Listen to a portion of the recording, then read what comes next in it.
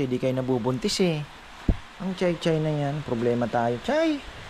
Alam nyo, pagka nawala itong lupang ito, problema kung saan ko kayo ilalagay. Ikita natin yung mga nagsasayawang puno. So, ayun mga farmer.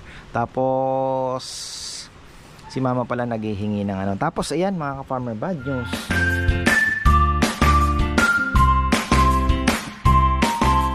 Ayan na, mga farmers, sa magandang buhay. Kahit maulan, hanap buhay tayo. Ayan. Si Romel, meron tayong deliver ngayon na lechon isa. Ay Tito Charles, maliit lang. Maliit lang na pang pamilya lang daw. Lalantakan lang nila. So, ayun silipin natin 'tong mga baboy. Meron pa tayong ilan diyan, pero yan, sagana naman sa pagkain yan, mga farmer. Kain lang ng kain.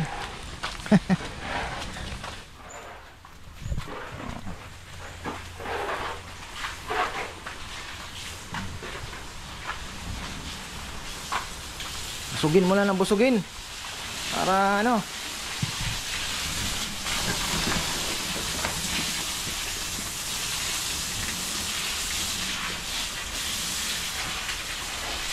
Tapos ayan, update tayo sa mga alaga mga ka-farmer. Ayan, si Rambo, ayan, matik pinasok niya na kasi talaga pong mahina ang baka sa ano. Ayan, natalian na rin si Becky pala. Ikaw, Becky nurse. Ano? Ang choy-choy ko na yan. Ang choy-choy, di kayo nabubuntis eh. Ang choy-choy na yan, problema tayo. Chay! Alam nyo, pagka nawala itong lupang ito, problema kung saan ko kayo ilalagay. Ayoko naman kayong ibenta, baka mamaya katayin lang kayo. Ayoko naman. Diba? Saan ko kayo dadalhin? Si Becky. Becky nurse. Saan ko kayo dadalhin? Na tatampo ka. Hawak lang ni Papa. Chang. Ihi ikaw.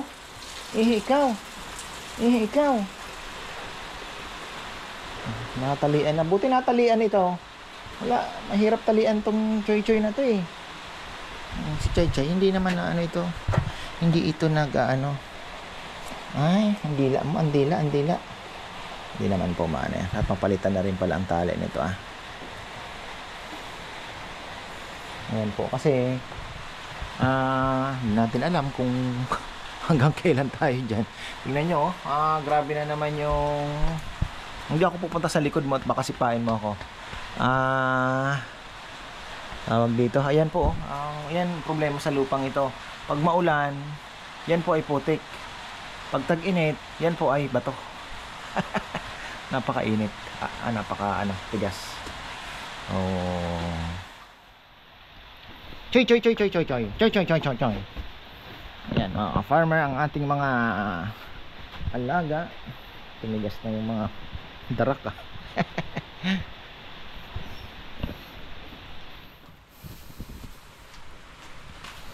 tayo isang yan, nakain lang ni Rambo. Latag lang ng latag pagkain para yung mga bilog na yan hindi mawala ang pagkabilog ng ating mga baboy.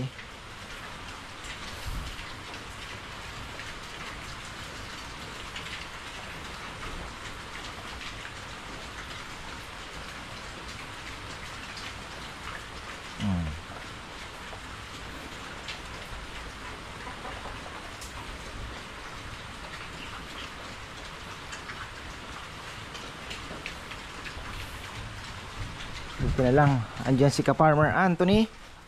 Maraming baboy, wala tayong problema. Basta sana maging safe lang po yung baboy niya. Dahil hirap na pagka siya po ang nagka-problema. Yari tayo. Lagyan ang Coca-Cola doon So ayan, kahapon ako'y nagpapasalamat unang-una sa Panginoon, syempre dahil sold out tayo kahapon. Marami po ang pumunta, mga surprise. Talagang ganyan ang business basta ako ang target ko lang iraos lang natin. Wag lang tayo babagsak. Yung negative ka na ng ilang sunod, yun ang mahirap kasi ngayon naman po ang pinoproblema ko lang naman talaga yung pasahod talaga Sinabi ko rin sa mga boys yan, kako na talagang magtulungan tayo kasi yung last vlog ko marami ang ka-farmer wag ka muna mag-give up. Ganon din po si Tita Leonie. Sabi ko hindi naman po ako nag-give up, kaya lang inaabisuhan ko na kayo in advance. Baka just in case makita nyo naka-post na stop muna. Pero syempre sayang naman kung hindi natin yan itutuloy. Kumbaga parang sabi ko nga, break lang muna, pasabik muna uli, or pahinga muna, isip muna ng magandang diskarte, o ayusin na muna, di ba? Pwede rin naman po na ayusin muna dito, konting ayos, tapos pwede rin naman na pag-aralan din yung menu kung madadagdagan pa. So yun po yung mga factors, pero syempre itutuloy pa rin naman po natin. Pero ayun nga, medyo talagang mapapaisip ka din, di ba? Ako pa naman yung tipong syempre yung gusto ko nakaplano lahat. Ayoko po nung bara-bara. So kailangan na papagplanuhan at syempre yung business po, sabi ko nga, yung business dapat separate sa vlog. Kasi yung vlog, binablog lang natin yan para para ma-advertise din, di ba? Pero syempre dapat yung business kayang tumayo sa sarili niyang paa. Di ba? Importante yung mga tao mapasahod ng maayos at maitawid mo ng maayos naman yung So yung maisusubi mo ng kaunti, okay na yun. Teka lang, ba't nagkaganito ang kulay ng ating ganyan ba talaga ang kulay niyan? Kulay blue?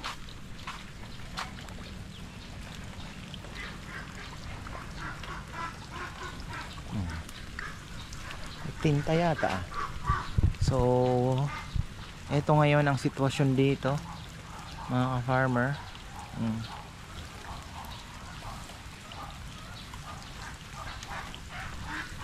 Sayang yung tambak.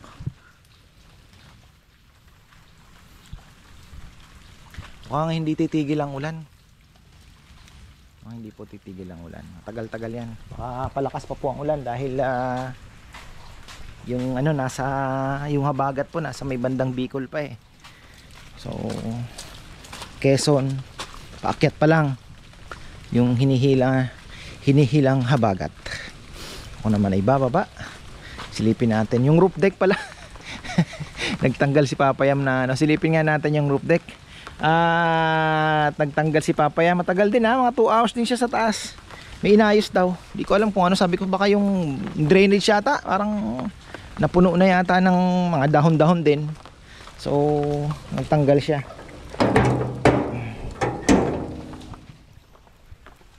Tapos pala bigyan natin ng masigabong pabati si ka-farmer Tani De Jesus. Ayan, ka-farmer Tani De Jesus, happy birthday sa'yo. Mabuhay ka hanggat gusto mo. So ayan, syempre alam ko pastor ka, mali yun dapat sa gusto ng Diyos, diba? So ayun naman, kasabihan lang nila. Pero ako mas gusto kong sabihin kung hanggat saan ang gusto ng Panginoon, dahil siyang nakakaalam ng lahat, diba? Kung ano man ang makakabuti sa'yo, diba? So ayun, happy birthday sa'yo. At enjoy your day. Ayan. Kasi talagang actually, kailan ba huli akong umakyat dito? Tagal na mga farmer buwan. Ilang buwan ba bago tayo nakaakyat dito? Opla. Ba may gym. Inakyat pala ni Papayam yung kanyang gym-gyman dito. Ayan, gym-gyman niya. Ba't may ilaw?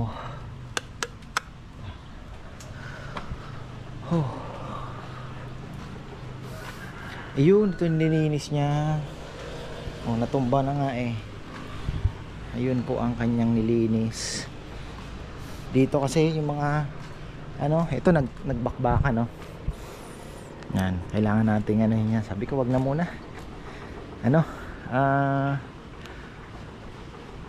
Mas maganda plastic talaga kung na-discover ko lang po agad yung yung PVC. Edi PVC pinalagay natin. Ayun yung palay namin mga farmer, yung mas green. Kita nyo yung mas green na yun, pababa pa ganon. katapat nung aanihin na. So kami dito, kahit po malakas ang ulan, kasi may mga nag-comment na hindi daw mataas yung bahay, dapat tinaasan na kasi babahain. Hindi ko naman sinasabing malabo pero kung bahain naman po kami dito, ay talaga pong disaster na po yun, ibig sabihin.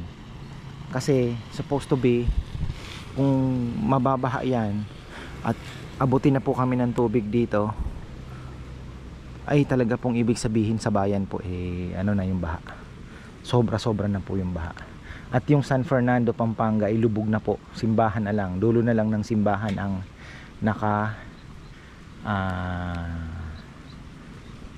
makaangat.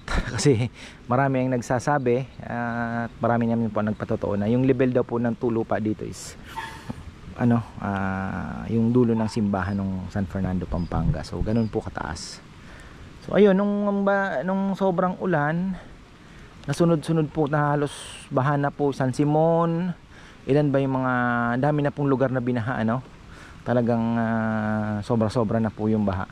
Ang tubig po namin dito, makikita nyo doon pa rin lang, banda din lang po, makikita nyo yan, parang medyo may mga more on water na po yan, banda doon, parang lawa na, makikita puti lang, pero hanggang doon lang po, lagpas dito sa mga palay na yan, doon sa kabilang side, yun lang po yung makikita po ninyo. Kaya sabi ko, ang taas pa rin talaga namin. So ayun, tapos ikot tayo dito. Ayan, kwarto. Kapalagyan ko ng yan, bahala ko pong palagyan ng double deck na higaan, just in case may bisita. So ayun, dyan po yung double deck. Di pa pala ayos, marami pa pong hindi na naiwan, ayan, mga hindi na naasikaso. Ito nga, pinapatanggal na ni kuya to, di ko pa napapatanggal. Yung kinabit nila sa radyo yan delikado daw sa lightning, pinapatanggal niya rin yan. Tanggalin mo na yon, sabi niya. Tapos ito, hindi pa napapabubungan yan mga ka-farmer. Tingnan nyo. Nakalimutan na din. Sabi ko na muna, stop na muna, wala nang katapusan. So pero balak namin, kailan lang ba, kung natuloy kami sa last week lang, natuloy po kami sa Wilcon, bibili na sana kami ng kahit yung ordinary lang na pang cover dito, mabubungan lang po na yung ba tawag doon, carbon ba yan, ayun, yung wala na naman sa dulo ng dila ko na so ayun po, polycarbonate na lang ilagay, kaysa isip pa ng isip kong ilalagay polycarbonate na lang, palitan pagka naluma, di ba? Bilis lang naman daw ikabit yun. So ayun na lang, kaya lang dito sa side na to tutulo din hindi ko alam kung paano diskarte dito pa ikot, kasi syempre dapat din po yan. Yan ang design na binigay kasi ni architect So ayan, ngayon lang ulit ako nakaakyat. Bala ko kasi umakyat dito, i-video ko kung may bagyong dumating na umaga. Ikita natin yung mga nagsasayawang puno. So ayun mga farmer. Tapos si mama pala naghihingi ng Tapos ayan mga farmer, bad news. Dahil yung niyog, naunahan na naman ako ng tawag dito, insekto mga farmer. Sayang tuloy-tuloy na sana yung magandang dahon. May lumabas, kailan lang, dali-dali kong binuhusan ng Magnum yan, di ko na lang na vlog kasi may lumabas na naman po na kinain na naman siya. So pinaka-advisable talaga dyan, siguro mga every month maglalagay po kayo ng bubuhusan ninyo, halo lang ng Magnum, tapos buhos insecticide, kahit hindi naman po Magnum. Yung Puredan, meron ako nabili, gusto ko din nga sana actually bumili ako dahil gusto ko nga budburan na yan, naunahan ako pero sana yung ibang wala pa naagapan actually hanggang dun nga lang ako yung dito sa dulo hindi ko pa po nalagyan yan kasi hapon na yun nagmadali lang ako nung nagpakain ako ng kalapati, nakita ko mayroon na pala ako. Pero yun, nabuhusan ko naman po yung may mga ano, may mga mahirap kasi mamamatayan pagka hindi pinabayaan ninyo. Kakainin na po yung buong ano hanggang do sa may ubod, hanggang sa mamatay na po yung nyug. Wala nang lalabas na ano, mamamatay na siya. Ganun yung nangyari sa nyug na yun. Ayun din. Tapos sa yung ditong mga nyug na tinanim ko, ganun din po ang nangyari. Hindi ko lang po itong alam, itong dwarf na to pag medyo tumaas na, kailangan may magme-maintain talaga niyan, may magbubuhos din po ng ano for maintenance din na ano para hindi naman po ma-disgrasya kasi sayang ang hinintay natin. Ito ay tinanim ni Rambo siguro mga 2022. Mga 2 to 3 years na po siguro yan. Magti 3 years na. Kasi siya po ay Vegeman pa noon time na yon. Siya po yung unang-unang Vegeman na kinuha ko eh. Actually hindi naman Vegeman, taga linis po ng paligid. Dahil syempre nag-focus na kami sa lechon, eh nabisi na po sa lechon, kaya sabi ko kailangan ko ng isang magkikip ng mga pananim kasi gusto ko din pong magpatanim din syempre, di ba? So ayun yung ginagawa ni Kongkong ngayon na ganyan, siya po dati. Pero si Rambo mas mabilis po talaga honestly. Isang araw lang yan pupukpukin. Pagka nag-trim siya, isang araw lang yun. Wala pang hapon, no? Tapos na. So ganun po kabilis si Rambo. Ayan. Paboxing lang. Sino ba bumili nito? Si Papa Yam din o si ano din pala ito Gusto kong ibili si ano nito, si Video. Yung malaki. Kasi nagta-taekwondo po yon. Sabi ko parang bumilis yung sipa mo. Kailangan ni ano, yung bumilis at lumakas yung sipa. Kailangan may bag ka din. Kumbaga hindi lang sapat yung training mo sa school o kung saan man, di ba, sa gym o anong training ninyo diyan. Pero yung self-training ang ano, mag-iiba. Bibigay sa iyo ng advantage.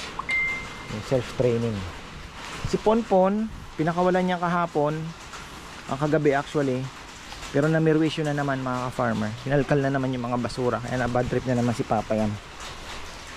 Ganun, ang kwento niyan. Owner. Mga ka-farmer, tuloy natin ang vlog. Isusoli ko pala ito kinama ngayon. At bibigyan ko na rin si Man ng ano, marami naman po 5 papaya ang ginawa ko So, bibigyan ko siya ng gatang papaya, may kaunting malunggay at nokman. Pakain lang ko ng tilapia pero bago kain ng kalapate, bago ako mag may mangga dito, wala na, bago tayo dito pakain ay ikutan taas ng tubig, grabe. Uy, asan ba? Kalating dangkal na lang pala, apaw na. Ito yung sinasabi ko na yung kailangan lang po matambakan yung ka-level lang nito, kasi pag once na umangat naman ng kaunti, tatapon na po dito or makokontrol mo naman, pwede mong buksan to 'di ba? Mapapababa mo. Pero normally hindi naman po siya dahil kumbaga bihira lang pong mangyaring ganyan na ulan. Ito ang problema ko mga farmer, pag maulan papunta sa pigeon loft, madulas dyan. Kanina nga ano ba ginawa ko? Kumuha ng papaya, madulas yan madulas po dito. So far ay hindi pa naman po kami inuulan gaano ng tuloy-tuloy na malakas. Ambon lang na tuloy-tuloy ang kanina. Tapos nakita ko po sa Facebook, grabe na yung mga post. Yung Marikina River nasa 17 meters. Ayan ay sinasabi ko madulas. Tapos nasaan ba yung may kinain po ng ito may kinain dyan, papakita ko sa inyo. Grabe, dito ako dumadaan sa medyo taas, kasi pag dito dito na ako dadaan. Ayan yung ating tingnan nyo naman yung naputol na yung mahangin din naputol na po yung madulas yan ako kanina dumaan. Ayan. Tapos yung papaya natin ang laki na, mabilis pong lumaki. Ayan. Pero hindi ko yan kinuha, hindi ako kumuha dyan. Kumuha po ako doon sa dito Yan, dyan po ako kumuha mga ka-farmer. Yung kulang sa araw, tingnan nyo naman. May kitang akong niluto. Magkusido kaya ako. Pwede rin naman ano. Tapos magsasabog pala ako ng ano, ng ammonium doon sa may kalamansi. Ito yung sinasabi ko sa inyo kanina. Yan, naunahan na naman ako. Busy talaga ako. Yan o. Yan, tingnan nyo. Ito yung tinitingnan ko, okay pa. Tapos ayan o, kinain na. So meron na naman pag insektong kumain. Biyak. Yan nabuhusan na natin yan. So hopefully ay patay na po yung mga insekto sa loob. Na-stop na yung pagkakain nila ng sabi yung putik. Ano kaya ako lulusot yan? Kukuha ko ng pulang talbos. Tayo ng pulang talbos. Tsaka ito, sarap din ito mga ka-farmer. Yung piritong kitang, masarap kusido. Kalamansi yung pampaasim. Kuha tayo ng talbos dyan. Ito okay pa. So ito mga wala pang tama. Wala pang tama yan. Pero nilagyan na rin natin. Kasi okay na. Dito ako kumuha ng papaya. Last man standing to mga ka-farmer. Last tree standing.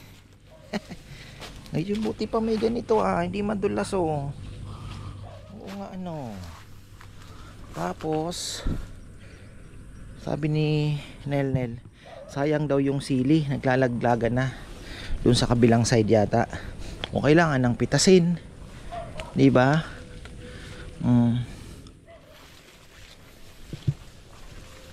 Oo nga, marami ng hinog. Ayun ganda ng talbos farmer. Kukuha tayo dyan. Uy, ang ganda. Uy.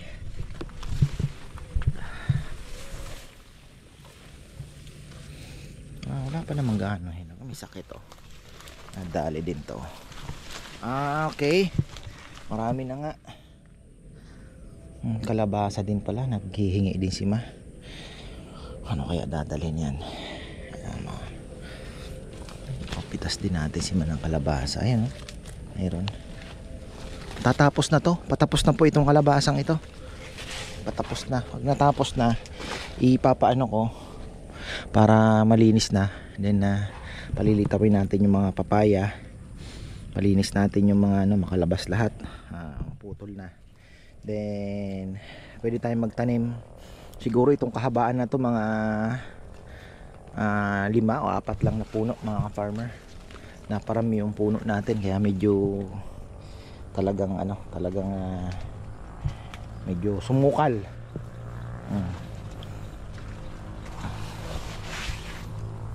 Ayan tingnan nyo, naputol pa kinain yan, pero nabuhusan din natin yan. Kalaban natin. Ano pa naman ako, excited dahil alam mo, isa sa mga pinakapangarap ko po ay magkaroon po talaga ako ng mga puno ng nyug dito sa farm. Kasi as Bicolano, di ba? May panggata mga ito papaputol ko, wala na to. Nandyan siya, kumulot na yan. Kinain na po yan, nag-wild na yung nag-wild na. Kinain na yan. Ito kailangan na pong mapitas. Papapitas ko na kay Kongkong yung mga kalabasa. Ayan tingnan nyo ito Ay, wala na to. Bulok na yata putol na. Yung nakat ko yun. Siguro isa sa mga nakat ko. Ayun pa ayun pa. Medyo maliliit na kasi, pero marami yan mga ka-farmer. Marami ang kalabasa. Kuha muna tayo ng talbos ng kamote. Napaka healthy nito. Syempre naman. Teka, naan lang natin to dito. Diyan ka muna tayo. Dapat na-sprayhan may mga kumakain. I-sprayhan tapos after siguro mga after a week saka kauli kukuha ng dahon. Kasi pagka hindi po kayo nag-spray, talaga pong wala kayong makukuha. Dito na natin kuhanin Kukuhanin ko na lang yung dahon dyan, yung talbos titira. Ito yung paborito kong niluluto sa akin ni Mamin dati. Alala ko si Mamin, aking second mom. Ano yun, eh, alam nyo naman sa Bicol, nung hikahos pa. Pritong galunggong, mga farmer. Yun yung ano eh, iconic talaga eh, yung pritong galunggong. Tapos yung kinabukasan na, yun ang sasabawan niya nito. Alam nila ano yan, ni Nama. Ay, kinakain oh, sayang. Tapos yung puti, lalagdagan din natin ng puti. Pupulahin lang natin ng dahon. Shoutout pala kay Brother Mike Directo. Ayan, meron din siya atang ganito eh. Ito na pula. Dito napapula natin, pero dun sa ano, bihirang pumula. Pero dito at least pula oh. Nakakuha tayo ng pula. Ayan. Hindi ko alam kung sa lupa, sa tubig siguro, or natin bisado yan. Sa sulfur din sa Bicol kasi mataas ang sulfur. Uy, ano ka, gagamba ka ba? Ay, hindi ka naman gagamba, lumilipad kay. Yan. Kitang naisip ko kanina, may mga maliliit kasi doon. Hinubos ko na yung binili ko sa Urani. Hinubos ko na yun.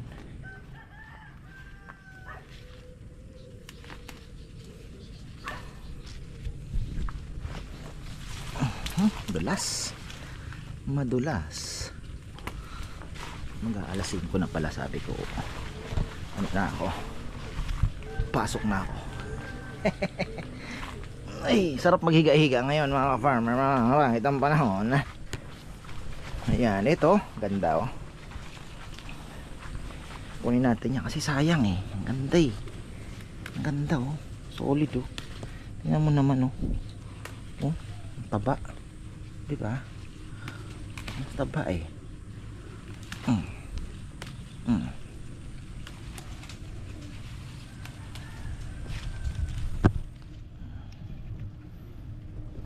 Tayo ko muna ang camera at gagamitin ko ng isang kamay. Uy, ayan mga farmer oh. Ito magandang mag-fertilizer dahil malulusaw ng tubig yan.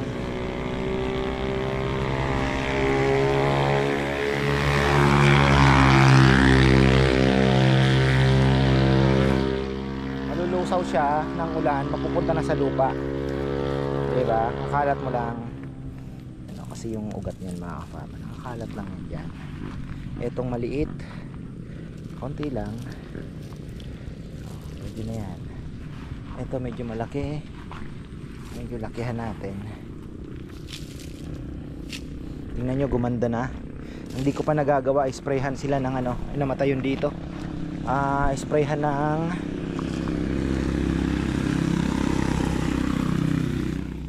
pang insekto. Pinakain po yung dahon, pero ito okay naman oh, gumanda oh. Tingnan nyo yung naalagaan natin sa fertilizer, ammonium sulfate.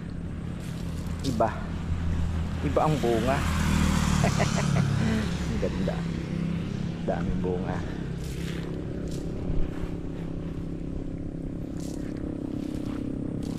Wow, wow, wow. Uy, kunti na yung dala ko nga. Sabi ko na nga ba kulang eh. Hindi, okay na yan. Titipirin natin. Makakaabot yan doon.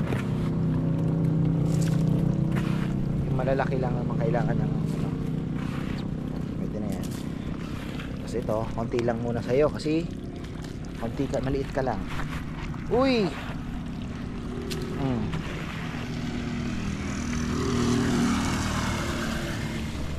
Uy, tayo nakapagpalinis dito. Nung ano yan, nagkuha sila ng kangkong. Puti pa si Brother Froilan, ang linis na ng kanya. Nagpag-grass cut siya. Ayan oh. Wow! Dahil palang naliligaw na ano brother, pumupunta dito. isang araw si Papa Yam. Akala pala siya kayo sa amin. Kami na doon sa kabila.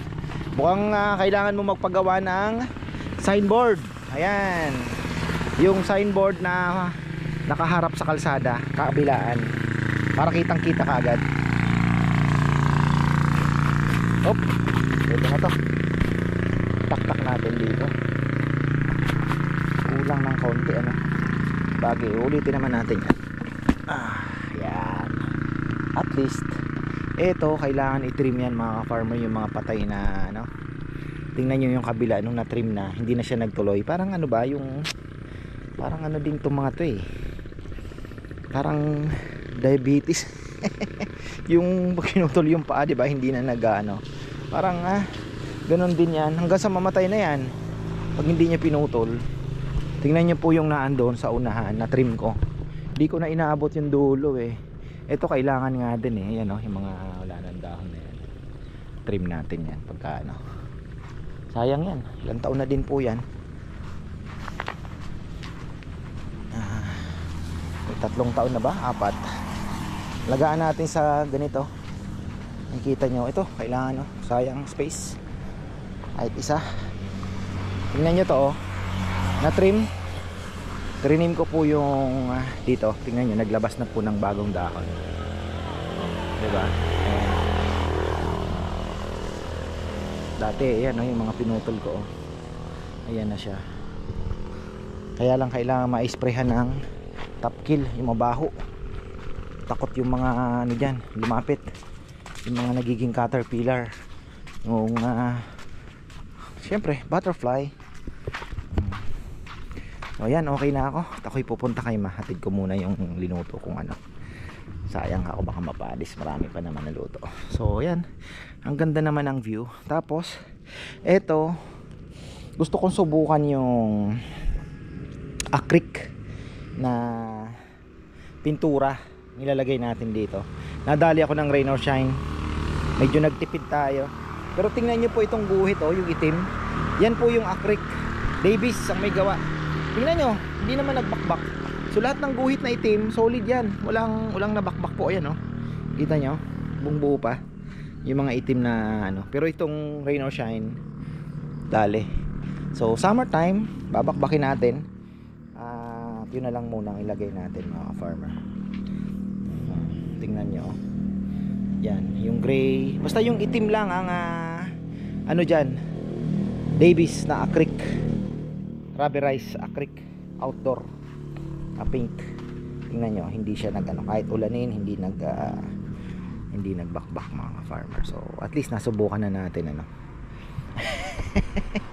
nga lang nasayang yung pera dito sa rain or shine. So anyway, pero hindi ko ito lang muna pagka ito lang munang lagyan natin yung pero saka na muna, hindi naman po agad-agad yung itong box na to, itong free throw area. Ayun. So ayan, maraming salamat. Sana naman po ay, pero expected talaga aakyat daw po yung ulan nasa Batangas area ang ulan, Cavite, Manila. So papunta na daw po ng norte. So expect natin baka bukas po mas maulan. So yan, ingat na lang po. At yan po ang kalagayan namin ngayon. So far so good pa naman. Kulimlim, ambon-ambon. Ayan, maraming salamat at magandang buhay.